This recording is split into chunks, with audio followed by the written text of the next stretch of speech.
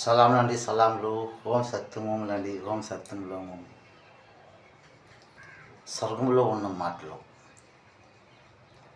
అంటే స్వర్గంలో ఉన్న మాటలు అనేటప్పటికీ చాలామందికి కన్ఫ్యూజ్ అయిపోతారు. అంటే ఈ స్వర్గము లోపల నుంచి వచ్చిన మాటల ఎస్ ఎస్ ఈ స్వర్గము లోపలలో నుంచి మనసులోకి వచ్చిన మాటలు. ఇప్పుడు రామాయణం భాగవతం ఇవన్నీ ఎలా తయారవి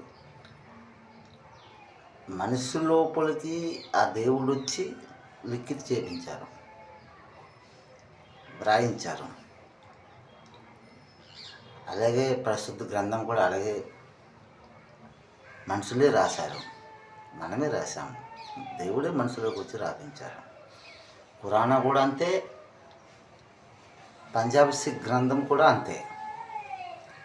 ఈ కమాలమైన అందులో మాటలు ఉన్నాయండి.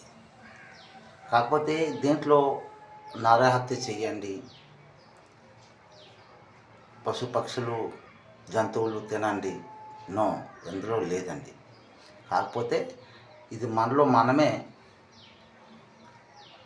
అలవాటు పడిపోయామాట.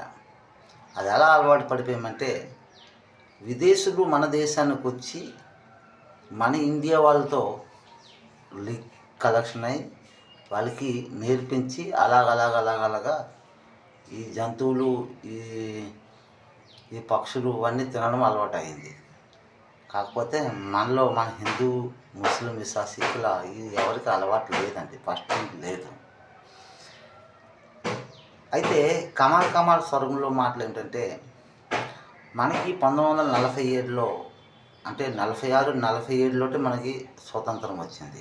అప్పట్లో పాకిస్తాన్కి వేరే చేశారు. ఎందుకు చేశారు? వాళ్ళు ఎక్కువ ఆవు మాంసాలని తినేవాళ్ళు, అందుకోసం వేరే చేశారు. అప్పుడు మహాత్మా గాంధీజీ,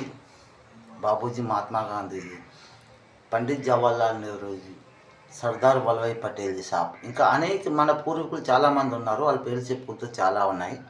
కాకపోతే ఈ ముగ్గురు మహనీయులకే మనము ముందు తెచ్చి మాట్లాడాలి.